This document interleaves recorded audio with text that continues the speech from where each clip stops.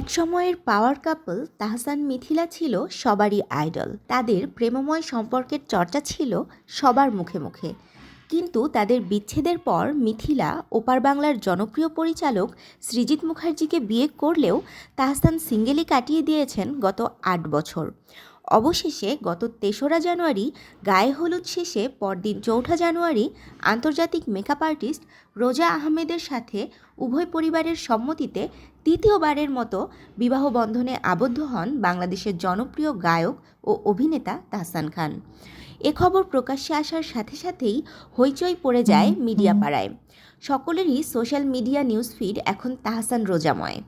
শুভকামনার বন্যায় যেমন ভাসছেন এ দম্পতি, তবে সঙ্গে চলছে নানা কৌতূহলও। হানিমুনে কোথায় যাবেন তারা, এটা জানতে কারোরই আগ্রহের কমতি নেই। মঙ্গলবার ৭ই জানুয়ারি সকালে হানিমুনের উদ্দেশ্যে ঢাকা ত্যাগ করেন তাহসান ও রোজা। জানা গেছে সকাল ৮টা ৫৫ দেশের একটি এয়ারলাইন্সের বিমানে মালদ্বীপের উদ্দেশ্যে পাড়ি জমান তারা। ৩-৪ দিন সূর্যঘেরা দ্বীপেই কাটবে তাদের হানিমুনের বিশেষ মুহূর্তগুলো। শুধু বিয়ে নিয়েই ব্যস্ত নয়, সমানতালে সামলাচ্ছেন নিজের সৃজনশীল কাজও তরুণ প্রজন্মের জনপ্রিয় এই গায়ক তাহসান খান। অন্যদিকে তাহসানের স্ত্রী রোজা আহমেদ নিউ ইয়র্ক বিশ্ববিদ্যালয় থেকে কসমেটোলজি নিয়ে পড়াশোনা শেষ করার পর সেখানে রোজাস ব্রাইডাল মেকওভার নামে একটি প্রতিষ্ঠান গড়ে তোলেন।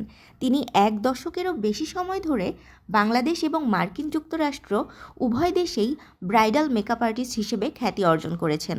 এছাড়াও মেকআপ ট্রেনার হিসেবে প্রশিক্ষণ দিচ্ছেন এবং অনেককেই উদ্যোক্তা হতে সাহায্য করছেন।